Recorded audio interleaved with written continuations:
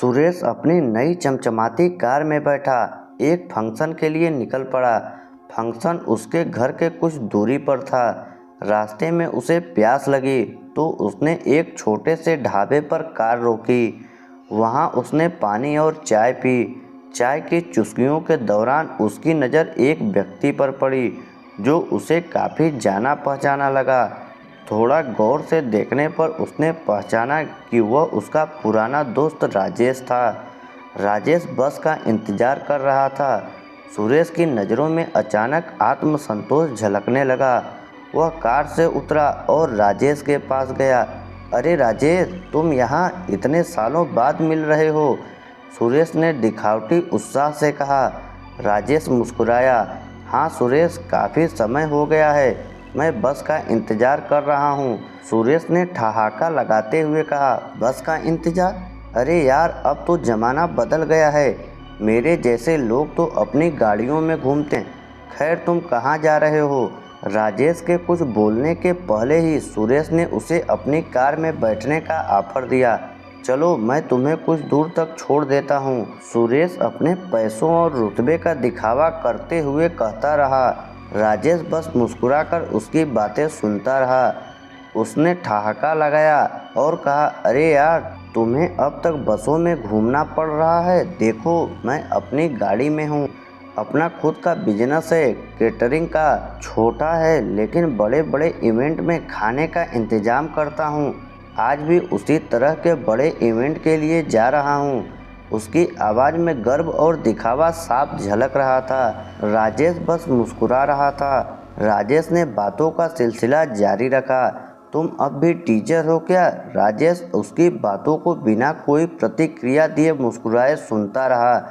उसकी आंखों में एक शांत चमक थी, जैसे वह सुरेश की बातों को महत्व नहीं दे रहा हो। सुरेश ने कहा, चलो मैं तुम्हें कुछ दूर तक छोड़ देता हूँ, लेकिन यार सच बताऊँ तो अब मुझे ये छोटी मोटी चीज़ें करने में मज़ा नहीं आता। सब कुछ मेरे लिए बड़ा होना चाहिए, बस पैसे का खेल है। राजेश को कार में बिठाकर सुरेश अपने सफलता की कहानियाँ सुनाता रहा। जब इवेंट स्थल के पास पहुंचा तो उसने कार रोक दी और कहा, मैं यहीं तक छोड़ सकता हूं, आगे ऑटो से जाना होगा। अगर पैसे की ज़रूरत हो तो बता देना, मैं दे दूंगा।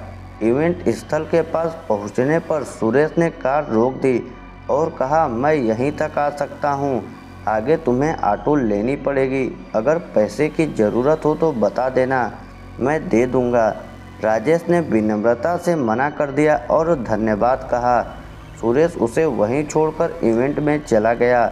सुरेश इवेंट स्थल पर अपनी पूरी शान के साथ पहुंचा। वहां का माहौल भव्य था, चमचमाती लाइटें, फूलों की सजावट और शानदार भीड़। थोड़ी ही देर में उद्घोषक ने माइक संभाला और मुख्य अतिथि के बारे में जानकारी देने लगा।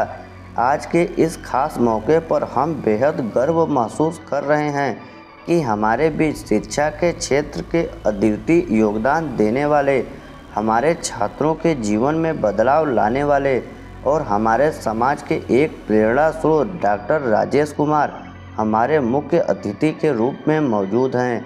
सुरेश के कानों में जैसे यह नाम सुनते ही बिजली सी गिरी। उसने हड़बड़ाकर मंच की ओर देखा। उसे अपनी आंखों पर यकीन नहीं हुआ। मंच पर वही राजेश खड़ा था जिसे वह थोड़ी देर पहले बस का इंतजार करते हुए छोटा समझ रहा था। राजेश अब आत्मविश्वास से भरा हुआ सजीले सूट में मंच की ओर बढ़ रहा था। वहां हर किसी की तालियों की गड़गड़ाहट गूंज रही थी। सुरेश को याद आया कि उसने राजेश से क्या क्या कहा था। बस में सफ़र करने की बात, पैसे की कमी और उसकी टीचिंग प्रोफेशन को कमतर समझने की बात। अब वही राजेश जिसके साधारण जीवन पर सुरेश ने व्यक्त किया था, मंच पर खड़ा होकर सम्मानित हो रहा था। उद्घोषक ने आगे कहा, डॉक्टर राजेश कुमार ने शिक्षा को एक मिशन बनाया। उन्होंने उन बच्चों तक शिक्षा पहुंचाई जो संसाधनों की कमी के कारण पढ़ाई से वंचित रह जाते थे। उनकी सेवा और समर्पण ने उन्हें न केवल एक सफल शिक्षक बल्कि समाज का आदर्श बना दिया है। आइए उनका सम्मान करें। सुरेश की आंखों में शर्मिंदगी साफ झलकने लगी। वह चुपचाप अपनी कुर्सी पर बैठा हुआ था, जैसे उसे यकीन ही नहीं हो रहा था कि जो शख्स उसके सामने खड़ा है वही उसका पुराना दोस्त है। राजेश ने अपने भाषण की शुरुआत की। मैं आज जो कुछ भी हूँ वह मेरे माता पिता, मेरे गुरुजनों और उन बच्चों की वजह से हूँ जिन्होंने मुझे प्रेरित किया।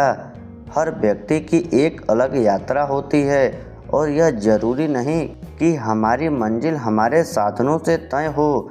जो चीज़ें हमें सबसे खास बनाती है वह है हमारे इरादे और हमारे कर्म। इवेंट आयोजक ने मंच पर आकर घोषणा की, सभी विशेष अतिथियों के लिए भोजन का आयोजन किया गया है। आयोजक ने सुरेश से कहा, सुरेश जी, आप इवेंट के कैटरिंग की व्यवस्था संभाल रहे हैं तो कृपया सुनिश्चित करें कि राजेश सर के लिए कुछ खास व्यवस्था हो, जिसे जो पसंद हो वह परोसा जाए। आयोजक सुरेश को लेकर राजेश के पास आया।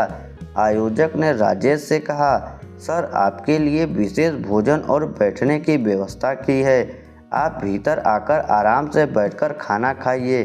राजेश ने तुरंत जवाब दिया, बिल्कुल नहीं, मैं अपने दोस्तों के साथ खाना पसंद करता हूँ। सुरेश मेरे पुराने मित्र हैं और आज मैं उनके साथ ही भोजन करूँगा। बड़े दिनों बाद यह हमको मिले हैं। सुरेश की आंखों में शर्मिंदगी आ गई। उसने झिझकते हुए कहा, राजेश, मुझे माफ़ कर दो, मैंने तुम्हें समझने में बहुत बड़ी भूल की। मुझे अपनी बातों और बर्ताव पर शर्म आ रही है। राजेश का यह कहना सुरेश के लिए बड़ा सबक था।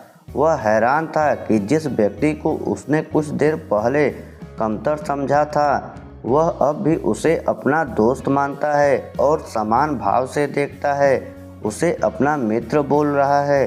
राजेश ने यहाँ दोनों जिम्मेदारियां निभाई। एक अध्यापक की भांति सुरेश को एक विनम्रता और समानता की सीख दी, साथ ही अपनी दोस्ती का भी धर्म निभाया। तो दोस्तों, यह कहानी आपको कैसी लगी कमेंट करके ज़रूर बताइएगा। ऐसे ही सस्पेंस और मोरल स्टोरी सुनने के लिए हमारे चैनल को सब्सक्राइब जरूर कीजिएगा।